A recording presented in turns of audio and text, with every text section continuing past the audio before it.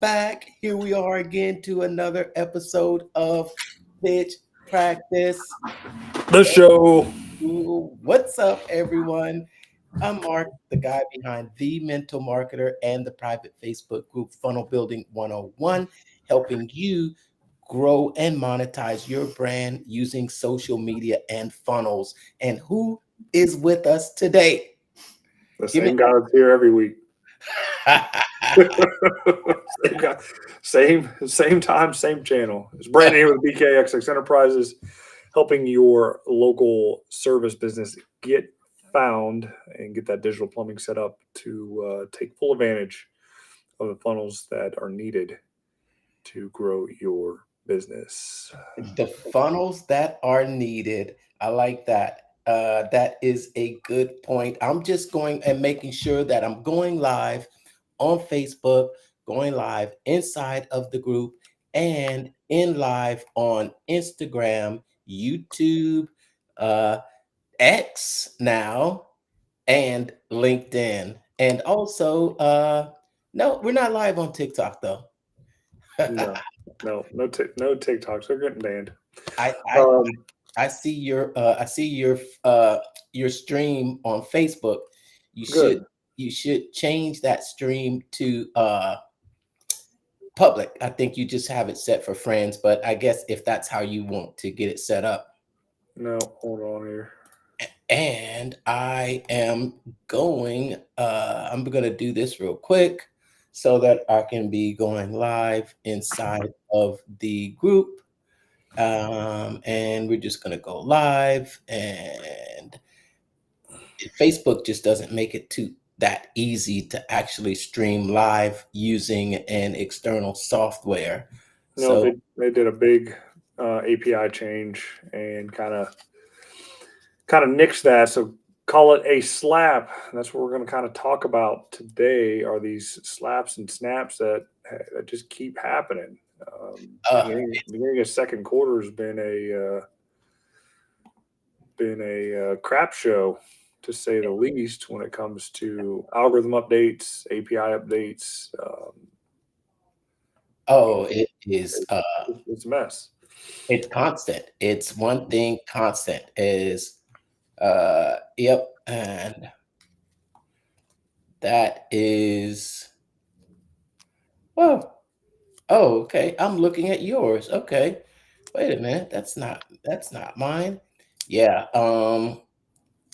it is constant. If there's one thing that's always constant, it's going to be a little bit of change. And today we're going to dive into some change and just give our thoughts about a recent podcast that we both listened to.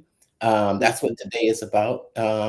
Is a recent podcast that we both listened to, and this is one of our uh, one of the biggest online marketers out there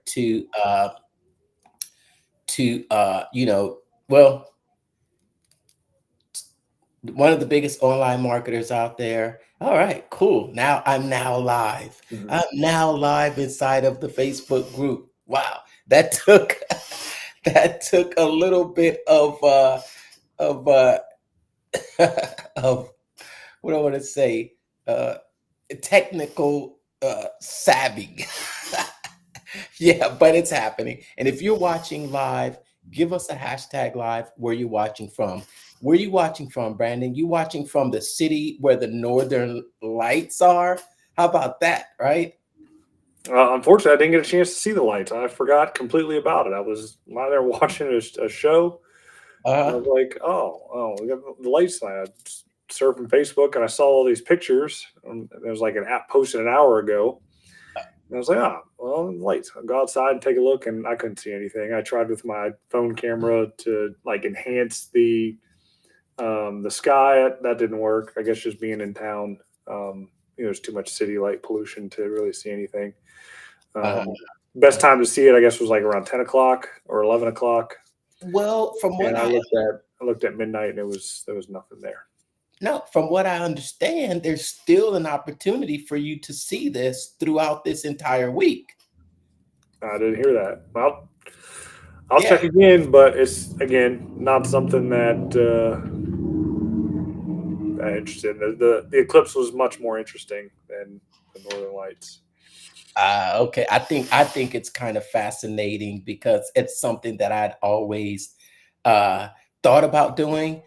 Just knowing that you have to travel into that certain part of the world to be able to see those lights, and it's always that northern hemisphere, and for it to be available, for us here in the middle of the world.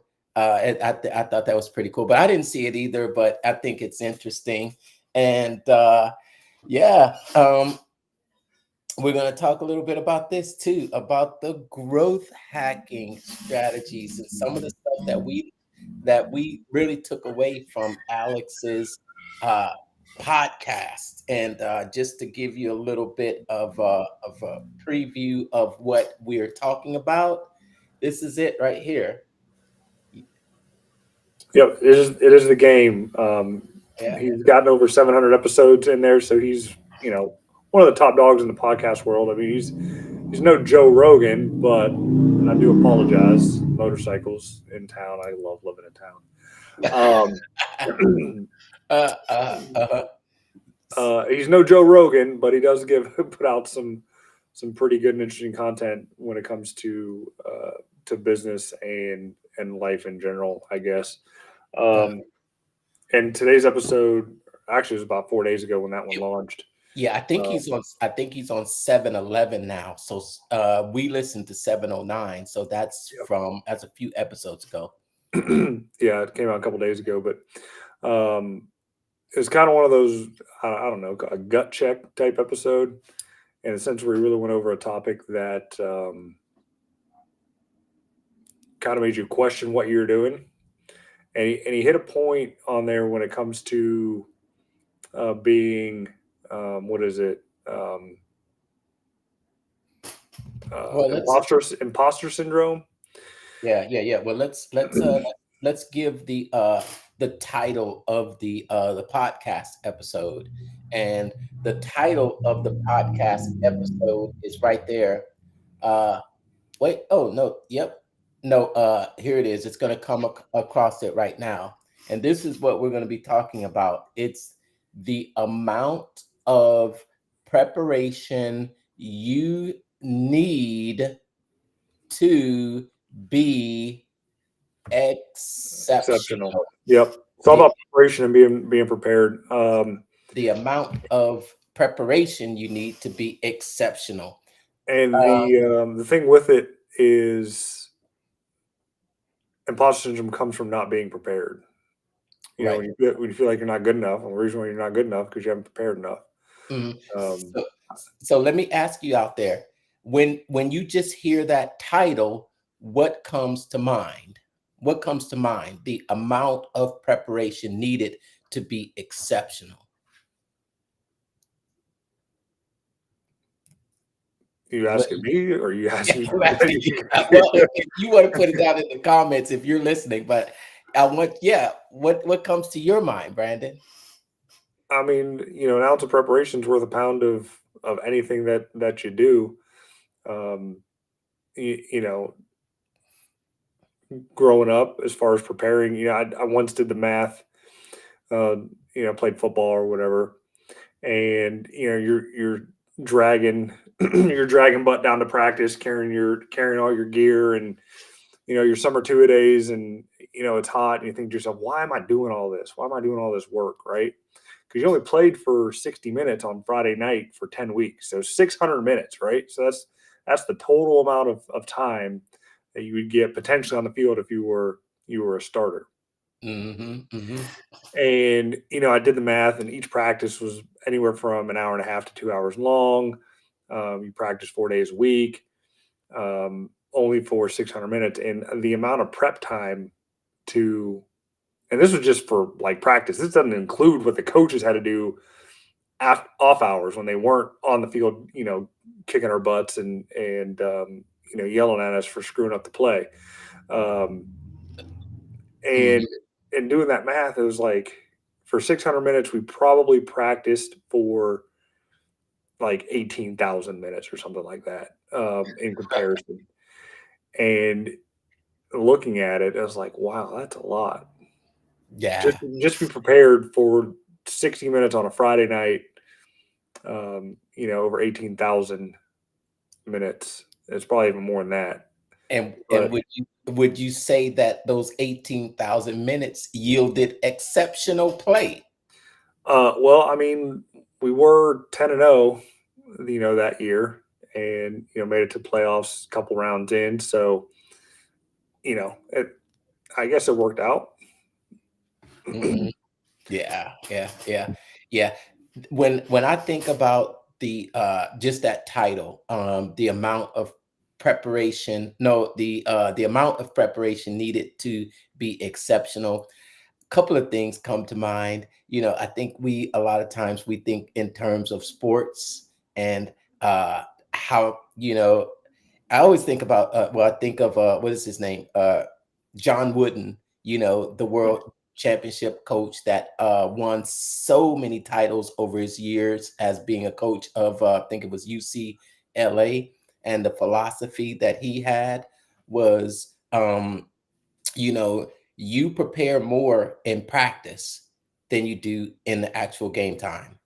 And you prepare as if you are in a game time situation. So your practices should be harder than the game. And if you're practicing hard enough enough times, then it makes the actual game easy because you've practice has been way harder, and when you're in that actual situation, funny thing is that I think most people do it the opposite way. Hmm. Most people, and I think that was one reason why listening to this podcast was really you want to call it a gut check or an eye opener when you think about the amount of time it takes to be exceptional. And most people think that, you know, I can just try 300 times. Or like, were we on film when you were talking about the number of, you said something about we won't even send out, 300 ads. Were we talking beforehand or did you say that just recently?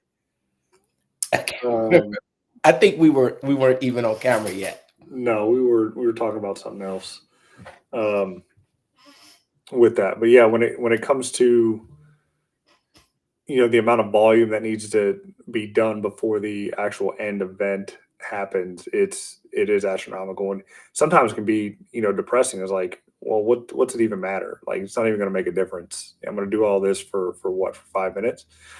But I mean, every little bit it helps. I've seen a couple videos.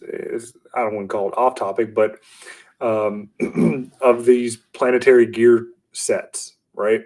Okay. And the first gear spins really, really fast, really, really easy, right? The second gear doesn't spin as easy based on how it's set up, and the third gear spins even less, and the fourth gear spins even less than that. You can't even tell that it's moving, and I don't know. There might be like 1,000 gears in this whole gear set to where it would take till the end of time for that last gear to make A one rotation, yeah. and the amount of torque needed is enough energy to lift the universe. Um, and it's literally unfathomable to think in that time scale when it comes just to that little planetary gear set. And you can go on YouTube and look it up, or since we're talking about it, you might come across it in your Reels algorithm now. But it's a very interesting concept. To think in that type of linear terms, just the amount of effort, energy, and work that goes into one part of the system to then affect the rest of your world, your universe, and to make that dent, it takes a lot of work. Um, and Yeah. that podcast, it really spelled it out and put it in layman's term, and it's like taking a hammer and hitting you right in the face with it. Um, Yeah, yeah. One story that always comes to my mind is, and it came to my mind when I was listening to the podcast too. When in the podcast he was talking about well, I think he told a story about going to a guy with a YouTube channel, had a really successful YouTube channel, and he asked the guy to send him his notes for like a 5-minute video, and, Hmm. and he sends him this 25 page uh page report, and he Yeah. says, this is what I review before making videos. It's so interesting because that's and not only is it complete opposite of what is taught out there, it's like the complete opposite of what people do out there. Yeah.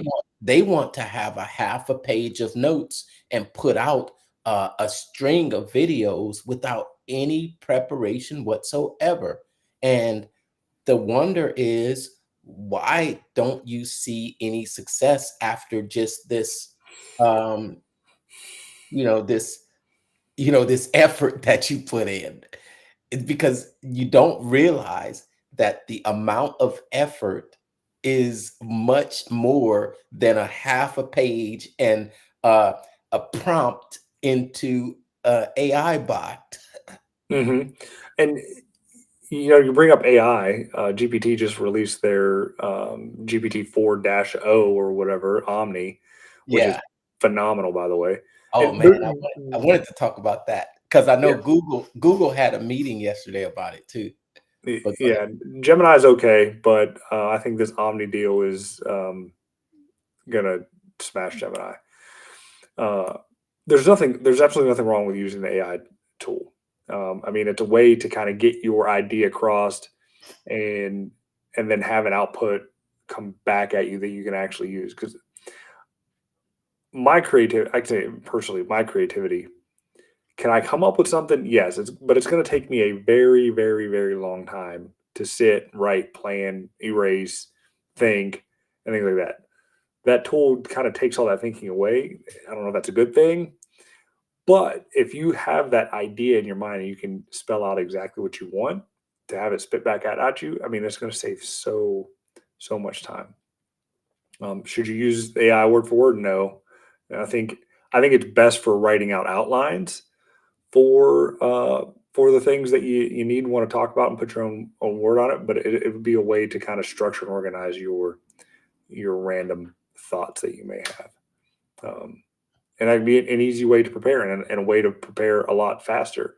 Um, in his in Alex's deal, you talk about how long do you prepare for a meeting, right? Depending on the length of the meeting, an hour, etc. I mean, if you only got 5 or 10 minutes, you know, plug in what the meeting topic is going to be about, and have GPT give you a list of questions to ask during the meeting. That would be relevant to the topic. I mean, it's those little things that can really boost your um, uh, status with the client. Yeah, Just, yeah. just having that 5 minutes of prep time before, as he stated. Yeah, yeah, yeah, an ounce of preparation can yield, tremendous results. You can tell when someone is prepared, and the amount of preparation. Another story, Russell Brunson always tells the story about how, he was running ads and how, he felt they were being successful, but then they noticed that, I think he was selling dot-com secrets book, and maybe he was selling 10 or 100 a day. And he, at the same time, it was Dean Graziosi who was selling about 1,000 books a day. And Russell was like, how, he says, how are they doing this? How is he doing this? And Dean allowed Russell to kind of shadow along with him. Hmm. And then when he saw what Dean was doing, he said to himself, oh my gosh, I'm not I'm not doing anything. I'm not doing anything. So what was Dean doing? He was making about 10 to 15 new videos a day. 10 to 15 new videos a day. Whereas Russell was making about one to two a week, and Dean was making 5 to 15 per day. That gives you a little bit of insight into the amount of preparation or the amount of actually attempts that are made. Your example was, tell that example about the ads, about we thought we were doing something just about sending out 300 ads. Yeah, it's a Hormozi story. He was trying to promote his gym, and he's want to put flyers on cars or whatever. And he's walking around. And he put out like 500, 600 flyers or whatever, and he didn't really get much traffic on it. And he talked to his buddy, who's kind of doing the same thing. It's like they test. He was told they test with 2,000 to 3,000 flyers, which was about 10 times of what he was doing. And then for a personal story, working on a PPC campaign for for an e-commerce site. It's getting traffic. We ran one ad, tested it, and it's getting traffic like that. Now it's time to scale it up and run and start creating more ads around that core ad, just to get more swings, right? It's search is funny when it comes to ads, things like that, on what people are searching, when they're searching, how they're searching, and the keywords being used. So if you're not going wide and deep, you're gonna miss it. So it's all about the volume. The more that you have out there, the more that you'll be able to get back. And I think that's where, again, people are missing the pictures, because they're looking at it through a telescope instead of a giant magnifying glass or giant lens. Yeah, they're putting out 25 videos and then wondering what's wrong. Why aren't I getting any traffic? Why aren't I getting any clicks? 25. No, you have to put out 25 and then put out another 25. Mm-hmm. And it's tough. And I mean, even for us here, I mean, we do this roughly about once a week, but what are we doing outside of that? I can tell you it's difficult for me with the general 9 to 5 that I have, that I got to focus on that and do the content, things like that for, for that position, and then try to do it for myself in the after hours, plus work on other client stuff. It's difficult to do it on your own. Mhm. Takes a lot of time, effort, and energy to do it. Oh yeah.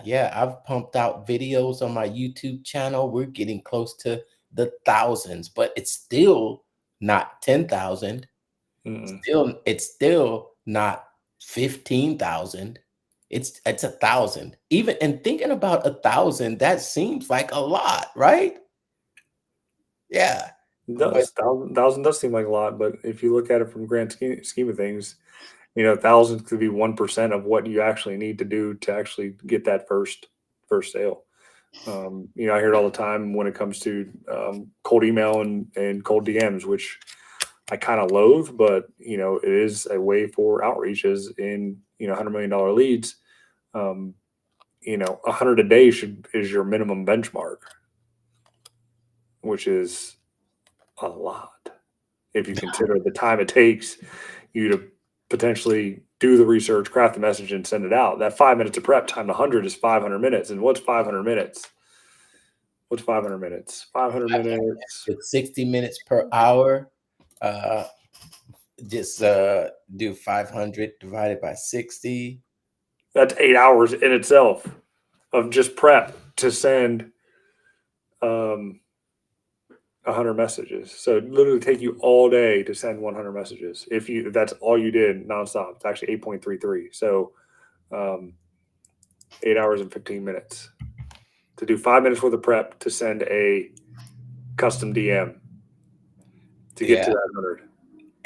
And it's the exact reason why that there is a top 2%. because 98% of people won't do that work. 98% of people will put out 100 videos, Maybe they'll put out 200 videos, maybe even 300. But are you in the game? As Alex Hormozi says, that's one thing I do like listening to Alex Hormozi about, because he gives it to you pretty raw. Mm-hmm.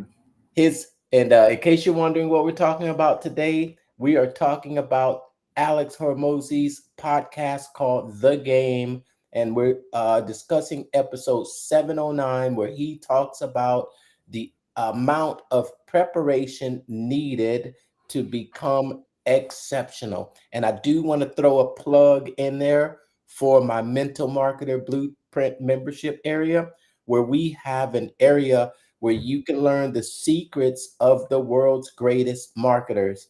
Alex Hormozi is one of those that we've highlighted there with his trainings, his podcast, and his books, 100 Million Offers and 100 Million Leads. If you didn't know, you can get them free, the audio versions, right?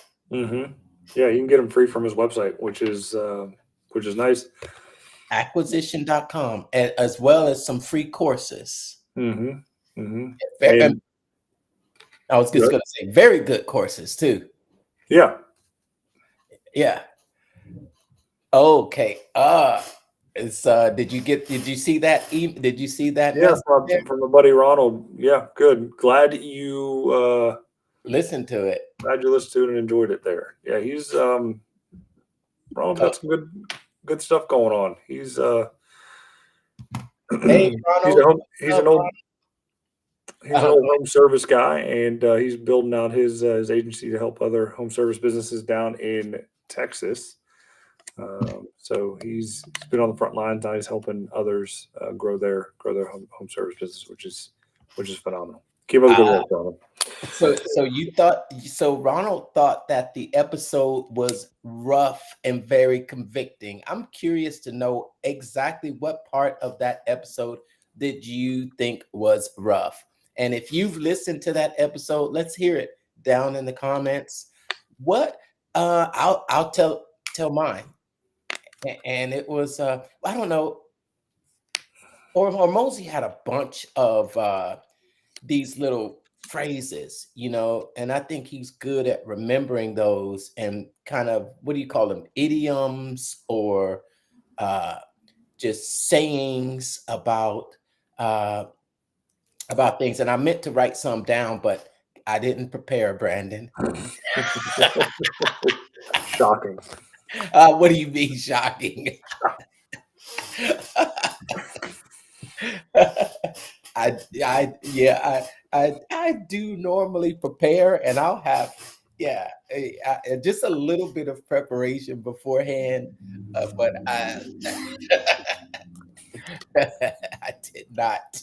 So, but yeah, what was shocking and was shocking for me was just I think is when he talked about that YouTube video, and about the 20 pages of 20 pages of things that he reviews and goes over on that video,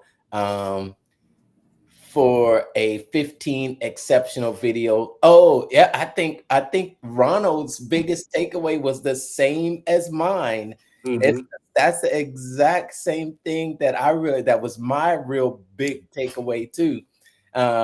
Yep, for a 15 exceptional video compared to what he was doing. And that was surprising to hear from, Alex Hormozi, because you see a lot of his videos that are put out there, and they seem pretty well. Well, yeah, I mean, he has the media team behind him to do it, and this is after the fact that, after he received that 22-page dissertation on a good video, right? So that's what kind of kicked him into gear and realized that he had to do that. So, I mean, I don't know exactly what his content schedule is like. I mean, I guess his morning routine is up at 4:30, working until about noon, and then, I wouldn't say pissing off the rest of the day, but that's when he's usually hitting the roids a little bit, or he's working out or hanging out or whatever he's doing, right? Going to school. So School. Yeah, going to school. I got that. SKOOL. But the part that caught my ear was talking about swimming, because I was a swimmer, and saying that the exceptional people got ahead because they swam more, right? They 2 hours in the morning, 2 hours in the evening.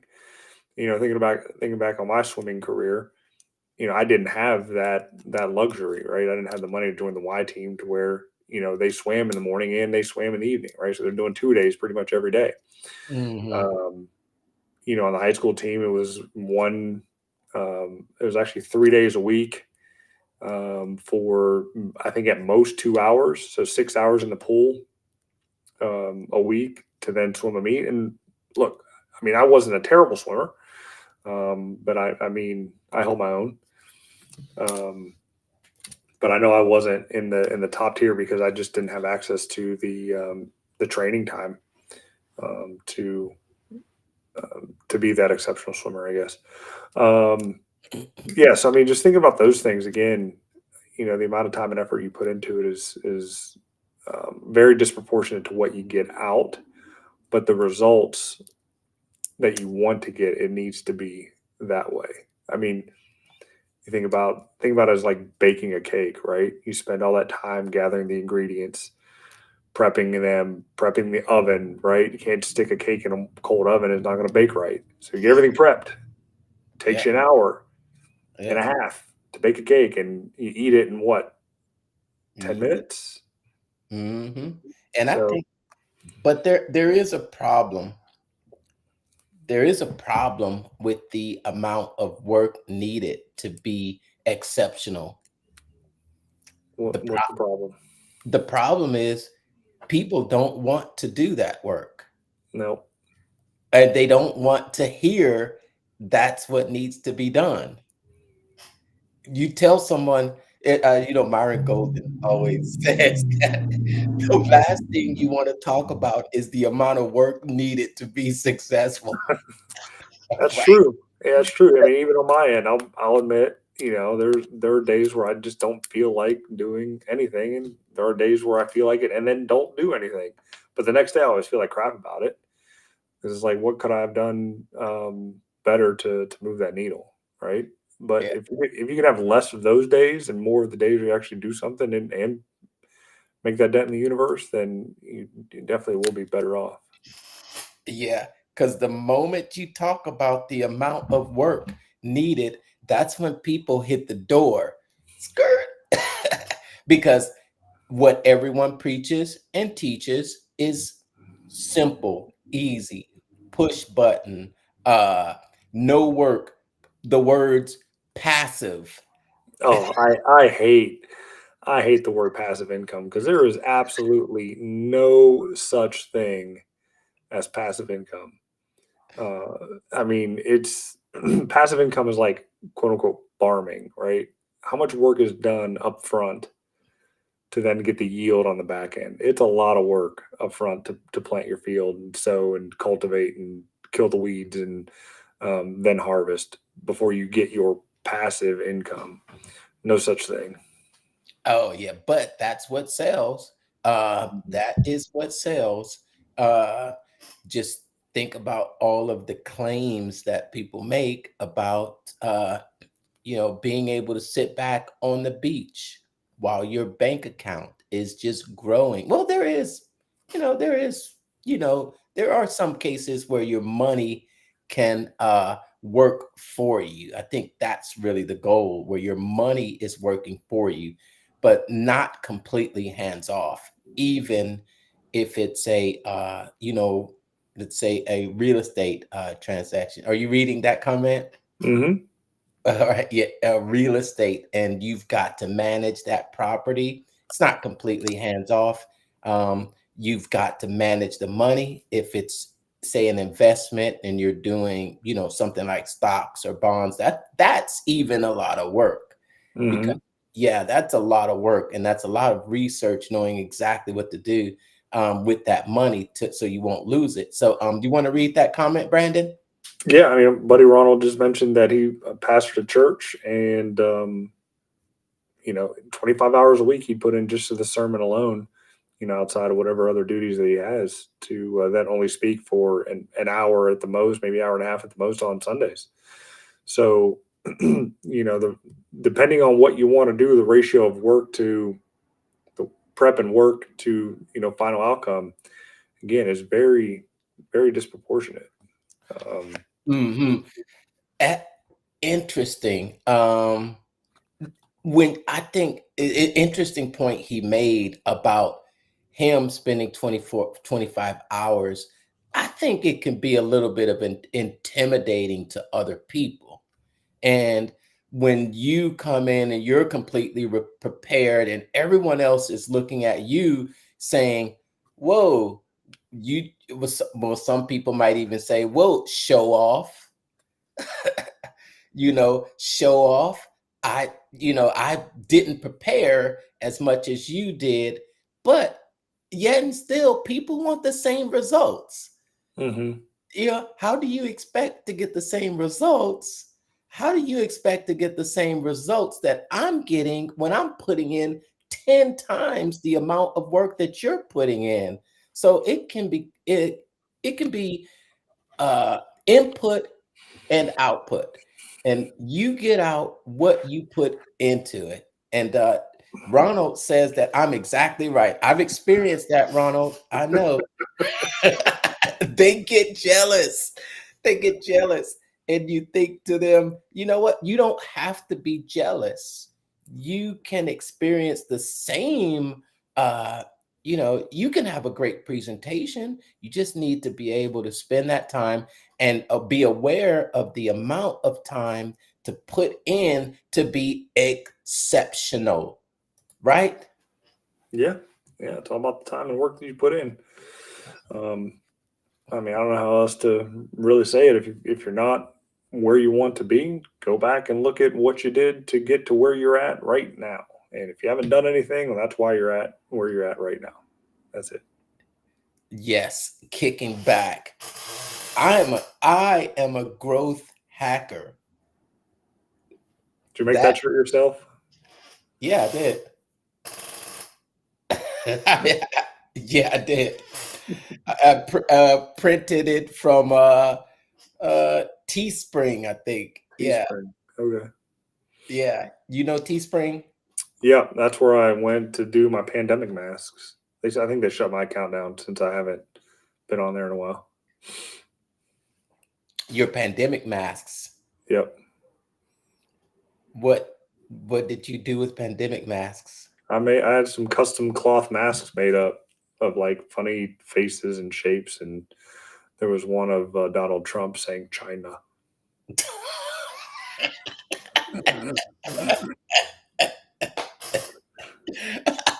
The amount of hours needed. Yeah. I don't think I sold a single one. So yeah, it was fun. You should have put it in a funnel. Yeah, I was 1.0 at that time, and I didn't know how to do all that kind of mess. So yeah, I didn't do it. Yes. Yeah. So awesome. So yeah, today's message, I thought it was a really good episode. Do you listen to his podcast on a regular basis? Let me share my screen real quick. I got something to share. Well, we got a question from Ronald. How much time do you put in before reaching out to potential client for a cold call or before a discovery sales call? Wait, here we go. Me personally, it's about 24 hours. I run a report on them that takes about 10 or so hours to get all the data anyway. But during that time, I'm looking at their socials. I'm checking out their website, looking at the code on the site to see what kind of site it is. I put in their deal into my SEO checker just to see if it's built right. And then I go to Google's ad library to see if they're running any ads. And if they're not, then that just has my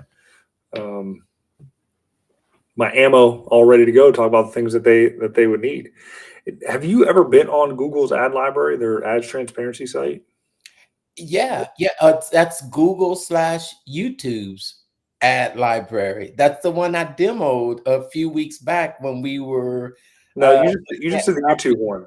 opportunities. You just did the YouTube one, but there's a PPC one But that for I display and search. well that no, that is that's let me show you here real quick because it includes all ads from every platform. And then I'm gonna get back to that question from Ronald. I'm gonna get back. Let me show you here real quick. You see this? Can you see the screen here real quick? Hold on, let me put this on here. This is it, right? I was looking at yeah, I was looking at the see Google Ads Transparency Center, right? Mm-hmm. So this is for all Google ads, whether they're on YouTube and also some uh, banner ads over here, some videos, and you can, basically you just, enter in. Let's see here. Let's see. Let's see if we can find you. Do you see any ads from Alex Hormozi? You just got to put in acquisition.com. Okay, that's right. That's right. Okay, let's see here.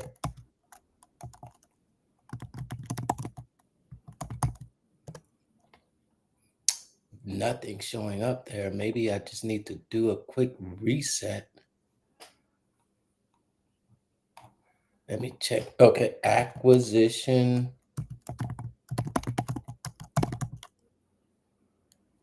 Oh, wow. Just so many different ones there. Acquisition.com.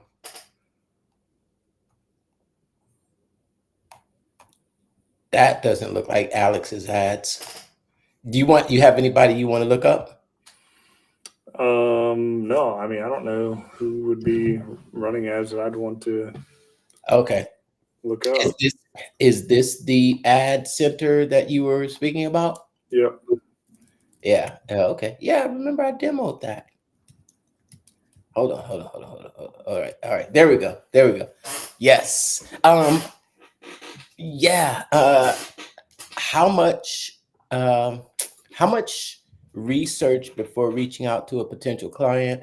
So what I have is I have an input questionnaire, and the input questionnaire runs the potential clients through a series of questions, and they're designed to uh, get them thinking about what working with me would look like. And it also gets them to spell out, or I'm sorry, not really spell out, but express their pain points and their concerns and what goals they're really trying to accomplish. And I'll take this form, and it's about 10 to 15 questions. And a trick that I learned from, I think I learned it from Eileen Wilder, and her funnel is to give them a little bit of homework to do before your discovery call. And it gets them interested and actively participating in the call. When you get on that call, they're telling you how to sell them. They tell you how to sell them, and you can cater your presentation specifically for them. How much time? I would say anywhere from, I think I the last intake form I did 3.5 hours, 3 to 3.5 hours, um, doing the research, looking at their assets, doing an audit on what they currently have, looking at what products they offer, and also looking at who is their target customer and what are their pain points, and even offering some of my research and in addition to what they have there as well. So 2.5 to 3 hours, I would say. And there's a trick, because you think that I don't want to spend 2 to 3 hours on a client that I'm not going to make any money from, or that, they're not going to, uh, you're going to feel, you want to make sure that you're using your time well. And that's when there is a strategy that you use, and that is to charge them for filling out this questionnaire, and let them know that at the end of our call, you're going to have a complete plan that you can use, whether you choose to work with me or not. And if you do choose to work with me, then this amount that you've paid for this fast start package can be applied towards working with me. And there's a very specific way to do that. And I've learned this strategy from the funnel building certification. I had a funnel builder working for me, so I've got the complete the complete call, the discovery call. So yeah, and it's worked well. That Nice. that answers your question, Ronald.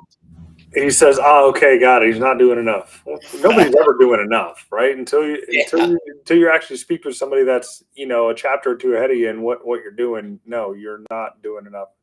Both Mark and I, we know we're not doing enough in certain areas of each of our businesses, and every day's a way to get better and do a little bit more. I mean, each one of these videos is one more step forward to doing that. Pretty soon we'll have the chance to go live every day together if we really wanted to do that. We just need to figure out the topics at a time that we talk about daily instead of weekly. Yes, you'll get tired of seeing us. Not just not just 10 videos, but hundreds of videos, thousands of videos. Yeah. Cool. All right. So, I mean, that's it for the episode. Any news on your end?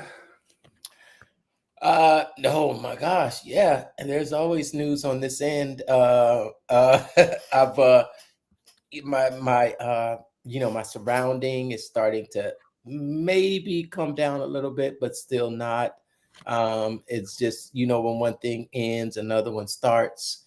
I'm interested in Russell. Russell's got a new money course available inside of the Marketing Secrets. There's a bunch of changes that have gone on in ClickFunnels 2.0.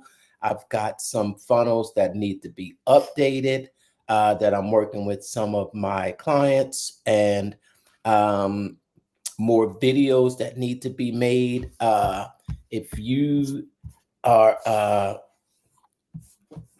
if you're listening, you're in need of a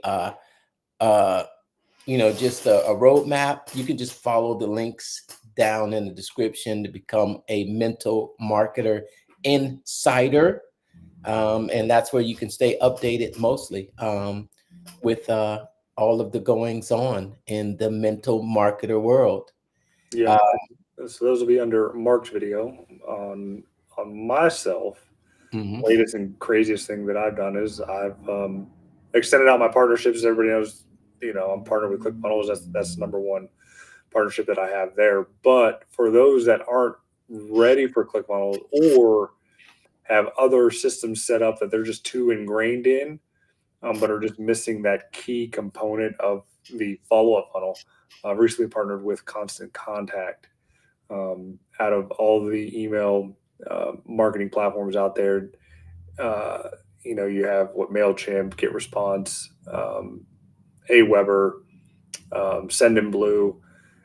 All of them. I think Constant Contact has the best usability or ease of use and support that's out there. So I decided to partner up with them to help SMBs, small business owners, get their follow-up funnels in order through Constant Contact, and help them out with that. And to kick this whole relationship off, and to help out as many people as possible, I got a 30% off for the first 3 months. All the information is in the description there. If you sign up through that link, use that code there. and get 30% off. And then I will help you set everything up properly so that you hit the inbox and not go to the promo or spam folder. And that is important. That is important. If you're going to be sending your message out, you want to make sure that as many people as possible get to see it. Awesome. So that is the message today, is when you think you've done enough, keep going. That's it. Just do one more. Like Ed Milet, the power of one more, right? Yeah. Hey, he's coming to Cincinnati in August. You should come up. I think I'm going to buy a ticket for it. And what month? In August, I believe. I'm seeing ads for it. It's a motivational deal that he's doing. He's going to be there. Who else is going to be there? I don't know. He's the main one. He's the only one that stood out. Anyway, so yeah, Cincinnati, August, Ed Milet, look him up. Like it's like $250 for the premier ticket, and you get lunch and a photograph with them and all that other kind of stuff. So wow, $250, that's it? Yeah. Wow. Okay. Definitely have to check that out. Do one more. It's like when you feel like that you've done it enough times, just do it again. Do it again. Do it again. Do it again. Experts practice more than they perform. Amateurs perform more than they practice. That's the difference. I remember that. Cool. Well, thanks for tuning in this episode of Pitch Practice the Show. Find all the links to everything we've discussed down in the comments. And that's it. That's it. Have a good night. Have a good night.